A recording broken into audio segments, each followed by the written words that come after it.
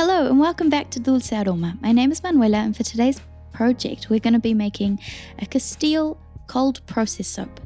Castile soap is amazing and has been used for a very, very long time. It originates from the Castile region in Spain, and it is a vegetable oil soap.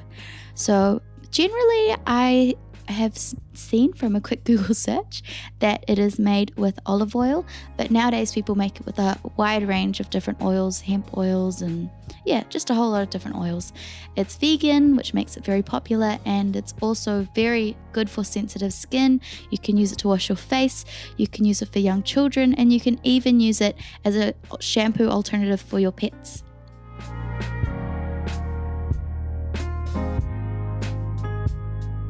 Before making any saponification process, make sure that you have all of the safety equipment needed. You need ventilation, you need to wear a face mask, safety glasses, safety gloves, and if possible also have long sleeves, just because lye can be quite dangerous and you don't want to risk getting hurt or harming anyone around you.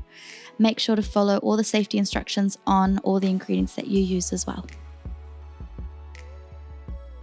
For this project, we will be needing 1,200 grams of olive oil, 152 grams of sodium hydroxide, 341 grams of distilled water, and 30 grams of essential oil is optional. We will be using eucalyptus today.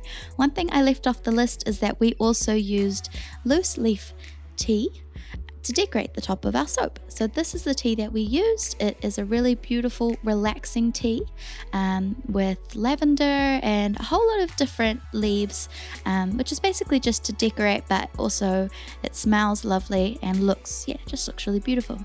So when you have your lye mix made up, that's basically just your distilled water and sodium hydroxide mixed up, set it aside until it cools down a little bit and reaches about 40 degrees Celsius. If you haven't made saponification before, mixing distilled water and sodium hydroxide heats up quite a bit, but you want it to be at about 40 degrees Celsius so that it doesn't heat up the oils and burn away their properties. You want your oil to also be around 40 degrees Celsius. You can heat it up using the bain-marie, or you can heat it up in the microwave as well. And once they reach a similar temperature, you put them in a bowl together. We like to use a little sieve to sieve the sodium hydroxide and water solution, just in case there are any little crystals left over, just to be very safe. Cool, so to start off with, we mix it with a spoon, and then we grab our hand mixer to just speed up the process a little bit. And as you can see, it's starting to go cloudy. That cloudiness is the saponification occurring, and that is soap. With any saponification process, you'll get to the trace faster than you expect, so make sure that you're keeping a good eye on how thick it's getting. You want it to reach a decent trace. Trace just means the consistency, like a thickish consistency, kind of like a pudding. You want it to be thick enough to be able to move, to mold with a spoon, but not too thick that it won't pour out. Cool, so there we added the eucalyptus oil.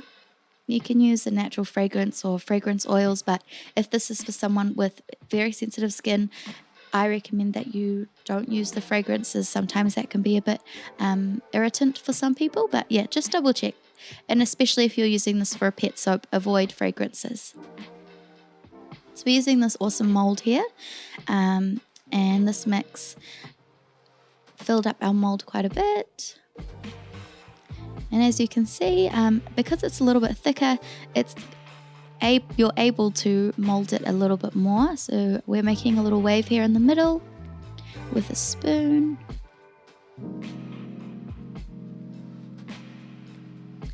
And we used refined olive oil for this mix, not extra virgin olive oil. But again, that's up to you. If you wanted to use extra virgin, you totally can. The reason we went for refined olive oil is because it comes out with a white soap, whereas extra virgin has a slightly yellow tinge to it. It is very, very good for your skin. Both of them are very good for your skin. Of course, extra virgin olive oil has a little bit more richness to it, but we wanted it to look this way, so that's why we chose refined olive oil. But sometimes you can get an olive oil that's a mix of extra virgin and refined as well. So that's a good alternative if you want a little bit, best of both worlds. Yeah, and what's really cool about the soap is that you don't have to add any white colorant or anything like that. This is just a beautiful natural color. As you can see, the loose leaf really pops, the colors really pop over this white soap, which I think looks so lovely. And I love that the pink mold also makes it look really nice. Yeah. We were so happy with this batch. It was such a great consistency.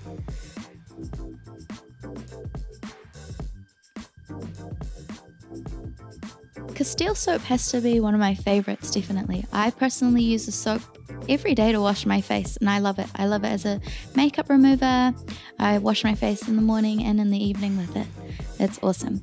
Cool. So to ensure that our soap goes through gel phase, we have to wrap it up. We cover it with a little bit of cardboard, put it in a box, wrap it up in a towel, and that will slow down the cooling process. So it will cool down a little bit more evenly, and that will make it go through gel phase, which intensifies the color of the soap.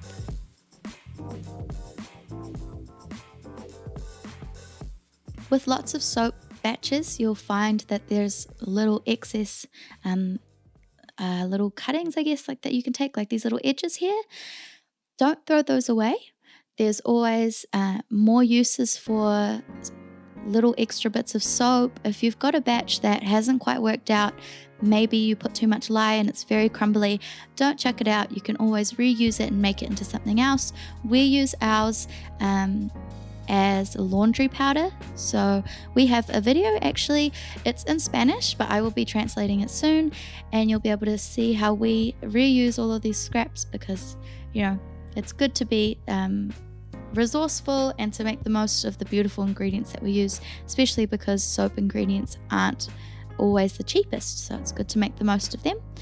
Here we're cutting up our soap, and in the middle you'll see that it looks a little bit more, I don't even know what the word is, I guess like translucent, and that's normal. This soap, because it's Castile soap, will take up to 8 weeks to cure. Generally, cold processed soap takes between 4 to 6 weeks.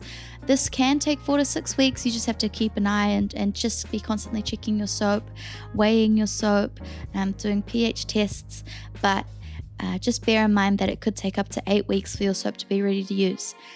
It's definitely worth the wait though. I love the soap. I can't stress it enough. This is definitely my favorite soap. So this is the finished project. We were so happy with this batch. We're making it lots more, and I highly recommend it.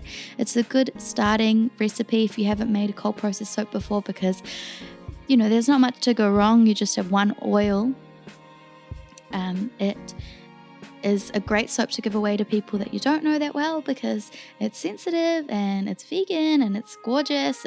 It's a great one, and it's a good one for gift boxes because the color will go with anything, so that's cool too. Thank you so much for watching our videos. These videos are made by my mum and I. We love soap, and we also love the feedback that we get from all of our videos. If you have a particular project in mind that you'd love to see, let us know in the comments below. Let us know if you have any tips and tricks that you want to share with us and the other people watching this video. Like, comment, subscribe, and we will be seeing you hopefully next week with our new video. Have a good week. See you later. Bye.